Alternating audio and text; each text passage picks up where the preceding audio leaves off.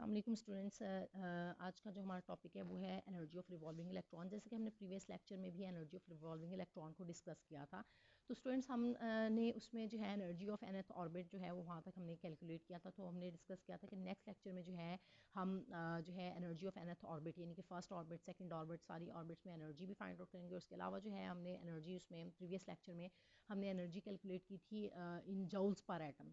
तो इसमें जो है हम एनर्जी आज के लेक्चर में हम एनर्जी जो है वो हम किलो जूल्स पर मोल में भी फाइंड आउट करेंगे, और फिर जो है हम डिफरेंट ऑर्बिट्स में जो है जो एनर्जी है वो कैलकुलेट करेंगे, और इसके अलावा जो है एनर्जी डिफरेंस को भी फाइंड आउट करेंगे।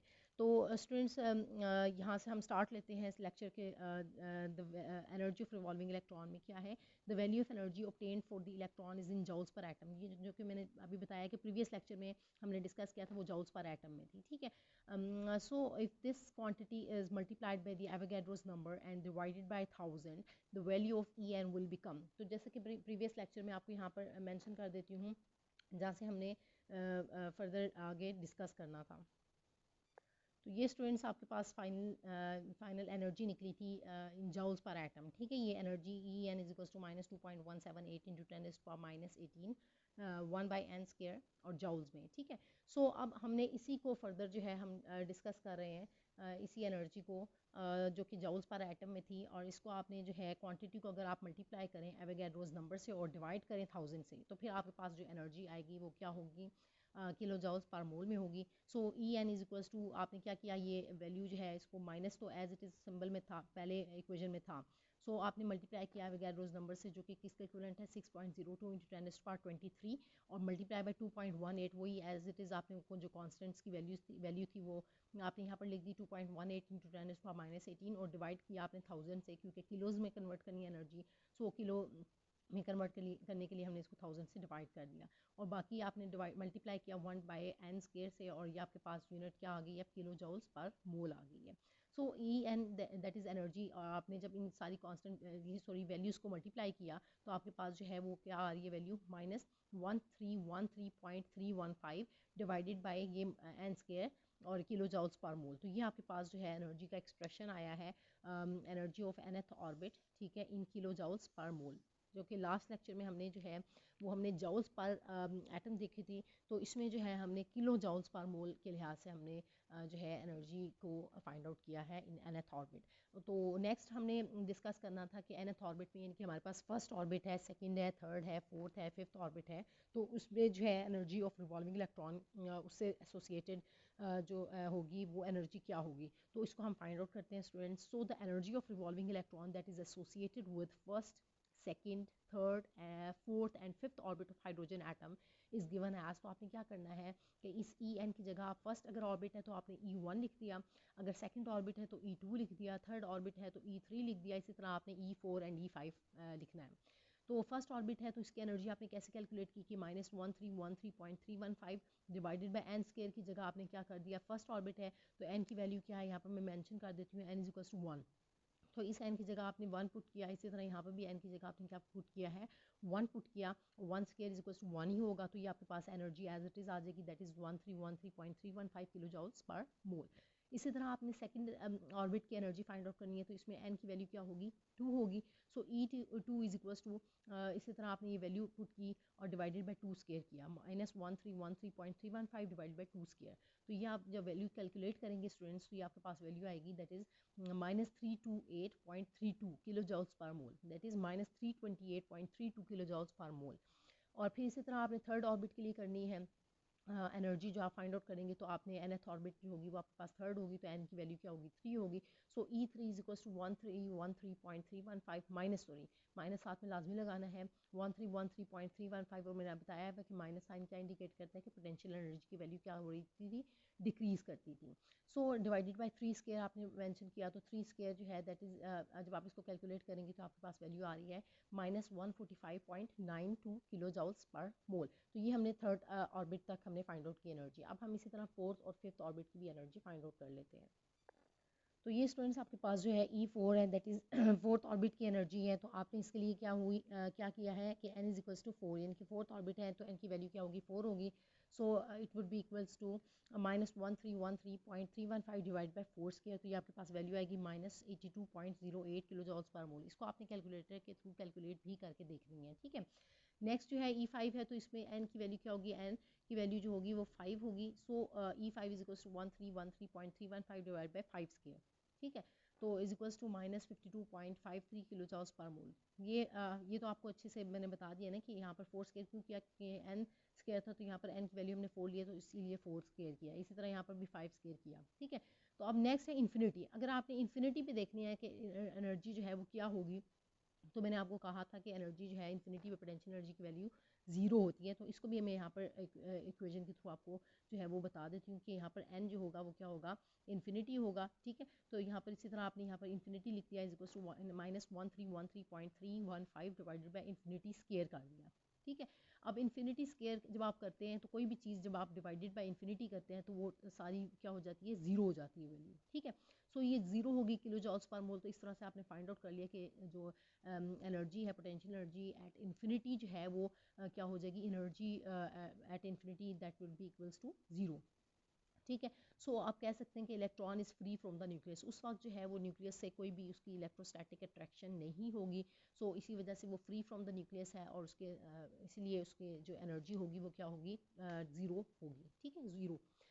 सो द वैल्यूज़ ऑफ एनर्जी, ये तो हमने स्टूडेंट्स हमने फाइंड आउट की कि एनर्जीज जो है डिफरेंट ऑर्बिट्स में, nth ऑर्बिट्स में जो डिफरेंट ऑर्बिट्स हैं फर्स्ट से लेकर हमने 5 तक देखी, और फिर इन्फिनिटी पे भी जो एनर्जी है उसको भी हमने फाइंड आउट किया। अब हम जो है एनर्जी डिफरेंस की तरफ आते हैं बिटवीन द एडजेसेंट ऑर्बिट्स, ठीक है। So the values of energy differences between the adjacent orbits can be calculated as follows. तो अब आप उसको कैसे कैलकुलेट करेंगे, इसको हम डिस्कस करते हैं। जैसे कि स्टूडेंट्स यहाँ पर मैंने मेंशन किया हुआ है कि E2 माइनस E1, इसका मतलब क्या है कि आप एनर्जी डिफरेंस कैलकुलेट कर रहे हैं सेकंड ऑर्बिट और फर्स्ट ऑर्बिट के दरमियान में कितना एनर्जी डिफरेंस है। तो आपने क्या किया कि E2 की वैल्यू जो है यहाँ पर हमने फाइंड आउट की है प्रीवियस उसमें प्रीवियस अभी पॉइंट हमने क्लियर किया, तो वो आई थी -328.32, और इसी तरह आपने माइनस किया और इसी तरह E1 की वैल्यू आपने जो यहाँ पर पुट कर दी दैट इज़ -1313.31।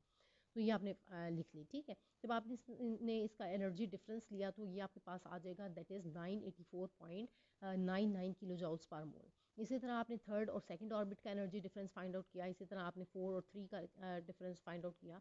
तो आप जब डिफरेंस फाइंड आउट करेंगे तो इनकी वैल्यूज़ आप देख रहे हैं कि थर्ड और सेकंड के दरमियान में जो एनर्जी डिफरेंस है उसमें वैल्यू आ रही है 182.40 किलो जॉल्स पर मोल, और जो फोर्थ और थर्ड ऑर्बिट में एनर्जी डिफरेंस है उसकी वैल्यू आ रही है 63.84 किलो जॉल्स पर मोल। तो अब आप देख रहे हैं स्टूडेंट्स के जो ही आप एनर्जी डिफरेंस की बात कर रहे हैं तो सेकंड और फर्स्ट ऑर्बिट में जो एनर्जी डिफरेंस था वो ज़्यादा था, दैट इज़ 984.99, और आहिस्ता आहिस्ता ये डिफरेंस जो है जो ही आप नेक्स्ट हायर ऑर्बिट्स की तरफ मूव कर रहे हैं तो ये एनर्जी डिफरेंस जो है वो क्या होता जा रहा है, डिक्रीज़ होता जा रहा है, ठीक है। ये आप देख सकते हैं कि 984 कहाँ पर और कहाँ पर 63 जो है कितनी कम वैल्यू होती जा रही है, तो ये डिक्रीज़ हो रहा है ना। So the difference in the values of the energy go on decreasing from lower to higher orbits, यानी कि लोअर ऑर्बिट में डिफरेंस जो एनर्जी डिफरेंस था वो ज़्यादा था, लेकिन हायर ऑर्बिट्स में जो ही आप मूव करते जा रहे हैं तो एनर्जी डिफरेंस जो है वो आपने देखा कि कंक्लूड किया इस इन वैल्यूज़ के थ्रू कि एनर्जी डिफरेंस जो है वो डिक्रीज़ कर रहा है from lower to higher orbits, ठीक है।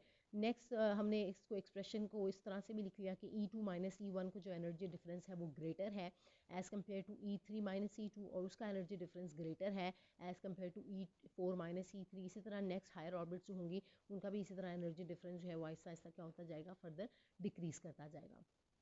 तो ये स्टूडेंट्स हमने जो है एनर्जी डिफरेंस हमने कैलकुलेट किया, ठीक है, बिटवीन डिफरेंट ऑर्बिट्स। अब हम देखेंगे फर्दर लास्ट में कि energy difference between first and infinite levels में अगर आप देखें तो एनर्जी उस वक्त जो है वो क्या होगी, energy difference. So it will be calculated as E infinity minus E1 that is equivalent to E infinity, आपने देखा था वो जीरो के इक्वलेंट था। सो माइनस और माइनस E1 की वैल्यू आपने यहाँ पर पुट कर दी तो ये माइनस माइनस प्लस हो जाएगा, तो आपके पास वैल्यू आ रही है 1313.31 किलो जॉल्स पर मोल। ये इन्फिनिट लेवल्स और फर्स्ट लेवल का जो है ये डिफरेंस लिया गया। सो ये जो वैल्यू है that is 1313.31 kilo joules per mole, that is the ionisation energy of hydrogen. ये आपको जो बता रही है ये वैल्यू हमने कैलकुलेट किया है, ये आयनाइजेशन एनर्जी है of hydrogen. So this value is same as determined experimentally, और इसको जब डिटर्मिन किया गया, एक्सपेरिमेंटली फाइंड आउट किया गया, तो इसकी वैल्यू भी यही आई, सेम आई। तो इस तरह से हमने फाइनली ये कंक्लूड किया कि ये जो है आयनाइजेशन एनर्जी है हाइड्रोजन एटम की। ठीक है, सो ये हमने स्टूडेंट्स फाइनल मैंने यहाँ पर फिगर के थ्रू भी आपको ये बता देती हूँ इसको, ताकि आपका कॉन्सेप्ट और फर्दर क्लियर हो जाए। तो ये आपके पास सेंटर में क्या है, न्यूक्लियस है, और यहाँ पर हमने हाइड्रोजन एटम की बात किया तो जेड की वैल्यू क्या थी, जेड इज इक्वल टू 1, यानी कि इसके अंदर सिंगल प्रोटॉन है। ठीक है, तो हायर ऑर्बिट्स में आप ये फर्स्ट ऑर्बिट देखें n is equal to 1, second orbit, third, fourth and fifth orbit को हम देखें तो क्या हुआ कि आपके पास जो है फर्स्ट ऑर्बिट की जो एनर्जी थी वो क्या थी, -1313.31 किलो जॉल्स पर मोल है। इसी तरह जो सेकंड ऑर्बिट है उसकी एनर्जी क्या है, थर्ड में, फोर्थ में, फिफ्थ में। तो आप देख रहे हैं कि जब आप फर्स्ट ऑर्बिट से फिफ्थ ऑर्बिट की तरफ जाते हैं तो आपकी जो यहाँ पर एनर्जी जो है वो क्या हो रही है, इंक्रीज़ हो रही है।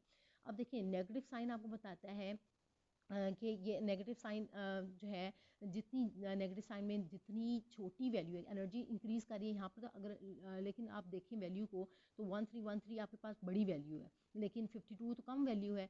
तो आप समझ रहे होंगे कि एनर्जी जो है वो डिक्रीज़ कर रही है, जबकि ऐसा नहीं है, एनर्जी क्या हो रही है, इंक्रीज़ कर रही है। कैसे इंक्रीज़ कर रही है कि नेगेटिव साइन में जितनी बड़ी वैल्यू होती है वो उतनी छोटी होती है। ठीक है, तो नेगेटिव साइन में हायर वैल्यूज़ अब आप देखते जा रहे हैं, तो यहाँ पर आप जब पहुँचेंगे तो ये नेगेटिव साइन में वैल्यू आपने कहा कि जितनी बड़ी है वो उतनी छोटी है। तो यहाँ पर नेगेटिव में जितनी छोटी वैल्यू है इसका मतलब वो उतनी बड़ी है। तो इसका मतलब ये energy down the higher orbit में जब आप जा रहे हैं तो E1 से हायर ऑर्बिट E5 तक गए तो आपकी जो ऑर्बिट्स में एनर्जी जो है वो क्या हो रही है, इंक्रीज़ कर रही है। ठीक है, तो ये मैंने इसीलिए यहाँ पर मेंशन किया कि एनर्जी इज़ इंक्रीजिंग।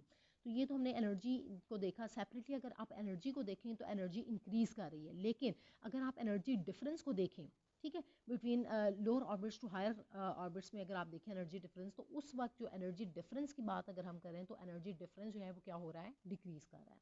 तो होप्स हो कि आपको जो है सारा लेक्चर कम्प्लीटली सही से समझ आ गया होगा कि energy, simple energy of orbits की बात करें तो वो इंक्रीज़ कर रही हैं हायर ऑर्बिट्स की तरफ जब हम मूव करेंगे, लेकिन जब एनर्जी डिफरेंस की बात करें तो एनर्जी डिफरेंस जो है वो क्या हो रहा है, डिक्रीज़ कर रहा है जब हम मूव करते हैं from lower orbits to higher orbits. तो होप्स हो कि स्टूडेंट्स आज का जो लेक्चर है वो आपको अच्छे से समझ आ गया होगा, और आज के लेक्चर से रिलेटेड अगर स्टिल आपके माइंड में कोई भी क्वेश्चन है जो कि क्लियर नहीं हुआ, कोई भी ऐसा पॉइंट है जो कि क्लियर नहीं हुआ, कोई भी क्वेश्चन आप करना चाहते हैं तो वो आप मुझसे कमेंट्स में पूछ सकते हैं। Thank you so much students.